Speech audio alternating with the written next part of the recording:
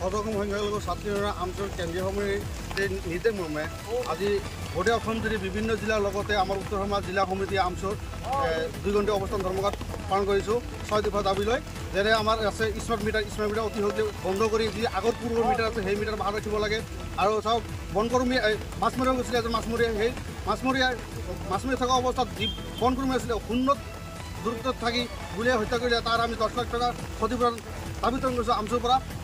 অন্যথা আমি ইয়াৰ বিৰুদ্ধে তীব্ৰ আন্দোলন কৰি তুলিম। এতিয়া চাওক বানপানীৰ সময়ত লাখ লাখ মানুহৰ বানপানী ক্ষতিগ্ৰস্ত হৈছে, ঘৰবিলাক ভাঙি গৈছে। তেওঁলোকক আমি অসম চৰকাৰক বা মুখ্যমন্ত্ৰীক তেওঁলোকক সহায় কৰিবলৈ অনুৰোধ জনাইছোঁ। আৰু চাওক যি বানপানীত বিভিন্ন ধৰণৰ ৰাস্তা ঘাট ক্ষতি হৈছে সেই ৰাস্তা ঘাটসমূহ অতি শীঘ্ৰেই বনাই দিবলৈ আমি মুখ্যমন্ত্ৰীক দাবী উত্থাপন কৰিছোঁ। বাকীখিনি আমাৰ কৰিছোঁ।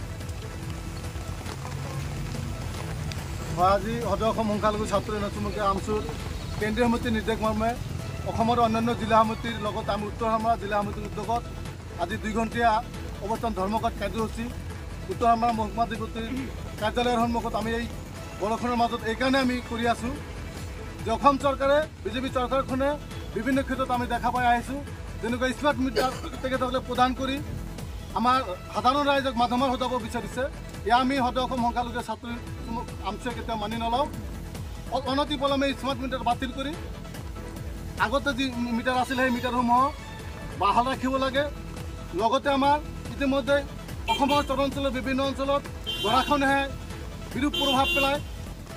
বিভিন্ন স্তৰৰ ৰাইজক ভেটি মাটি ইতিমধ্যে মাটি নদী উঠাই লৈ যোৱাৰ ফলত তেখেতলোকে হোমলেছ হৈ গৈছে। সেই হোমলেছ মানুহখিনিক আমি মুখ্যমন্ত্ৰীক দাবী উত্থাপন কৰিছোঁ যে অনতিপলমে তেখেতসকলক মাটিৰ ব্যৱস্থা কৰি ভূমি আবণ্টন দি তেখেতসকলক থকাৰ সুব্যৱস্থা কৰিব লাগে আৰু উপযুক্ত ক্ষতিপূৰণ দিব লাগে। লগতে আমাৰ নগাঁও জিলাত 2জনকৈ মাছমৰীয়াক শূন্য দূৰত্বৰ পৰা পেলনীয়া আমাৰ ফৰেষ্ট বাহিনীয়ে গুলীয়াই হত্যা কৰিছে।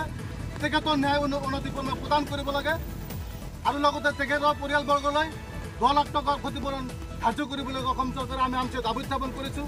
লগতে অসমৰ বিভিন্ন ঠাইত দেখা গৈছে বানৰ ফলত ৰাস্তা ঘাটসমূহ বিধ্বস্তভাৱে ক্ষতিগ্ৰস্ত হৈছে।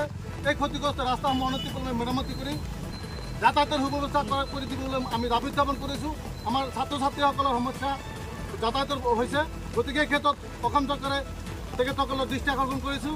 আৰু লগতে আমাৰ তেওঁলোকে যি ধৰণৰ আমাৰ উচ্ছেদ কৰি কেৱল সংখ্যালঘুসকলক বেঘাৰ কৰাৰ এক পৰিকল্পনা ৰচনা কৰিছে, এয়া কেতিয়াও হ'ব নোৱাৰে।